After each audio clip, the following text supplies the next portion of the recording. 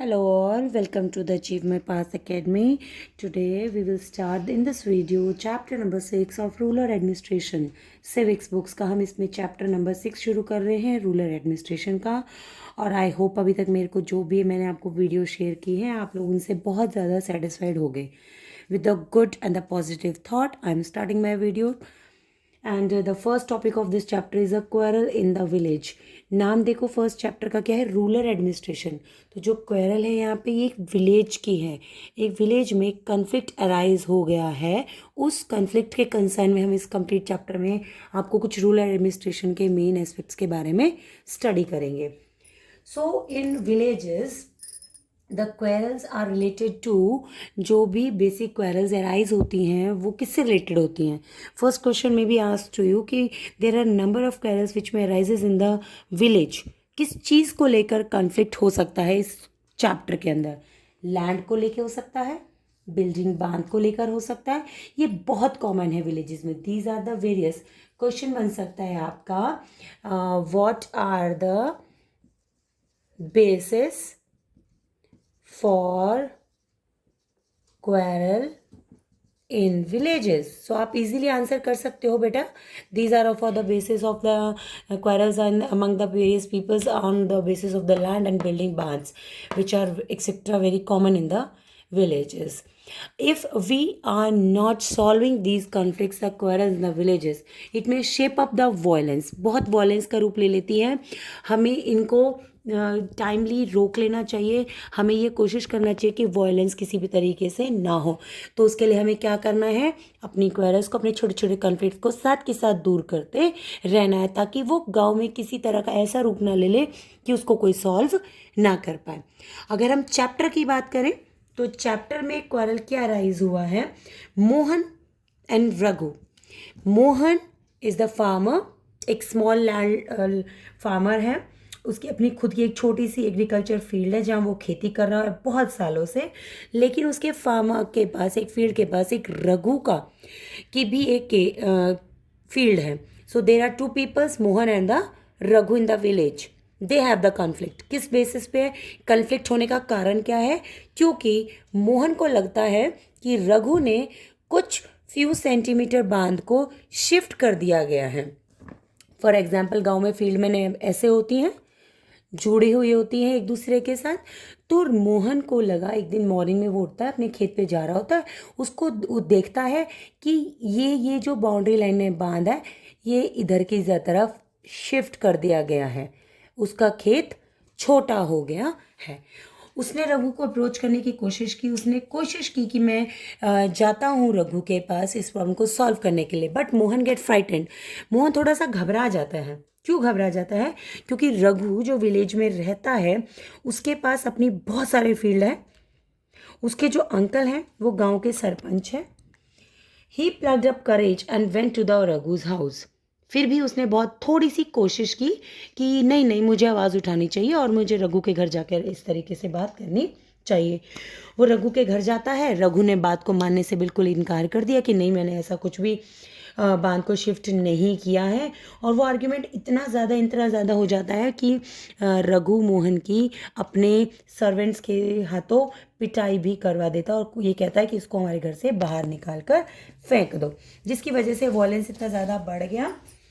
He was badly hurt. Mohan को बहुत ज़्यादा चोट लग जाती है. उसको फर्स्ट अपने घर पे जाता है, उसके आस पड़ोस वाले उसको फर्स्ट एड देते हैं, उसके फ्रेंड्स उसको फर्स्ट एड देते हैं, ठीक है, और उसको सजेशन देते हैं.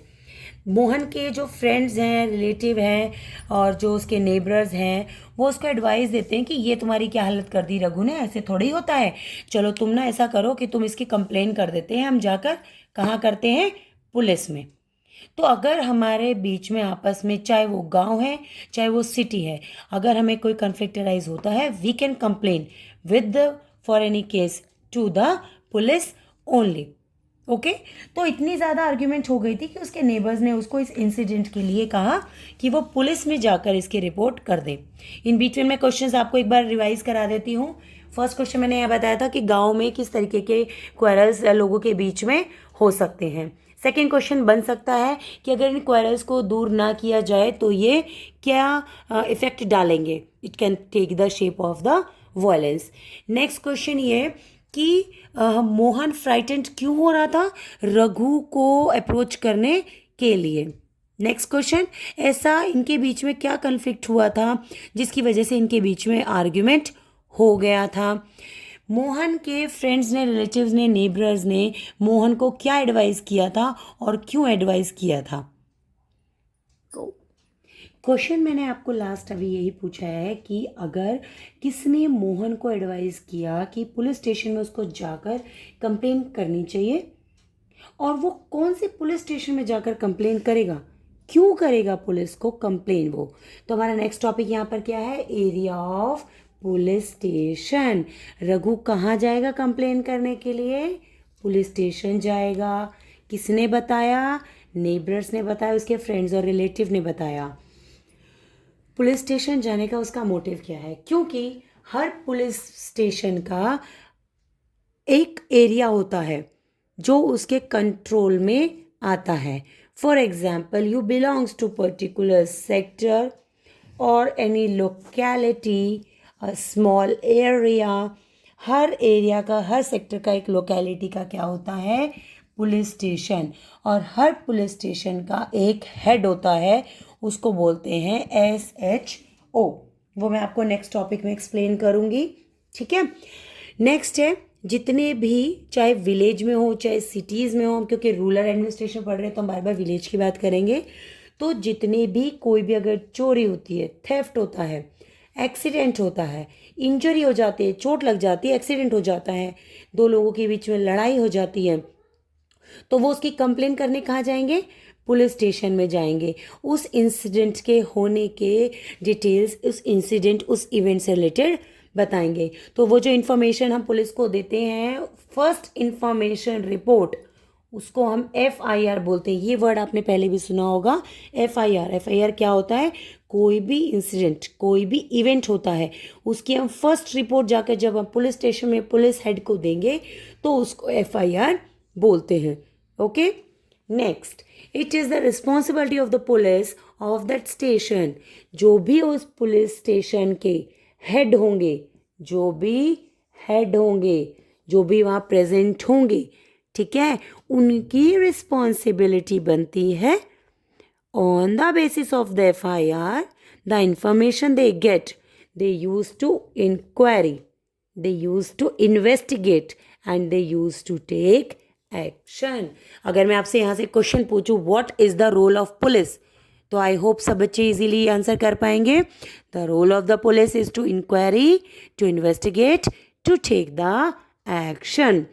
नेक्स्ट क्वेश्चन अगर मैं ये पूछूं कि पुलिस स्टेशन में हम कौन कौन से केसेस को कंप्लेन फाइल कर सकते हैं, किन किन बातों की इन्फॉर्मेशन हम दे सकते हैं, ये क्वेश्चन भी बहुत इजी है.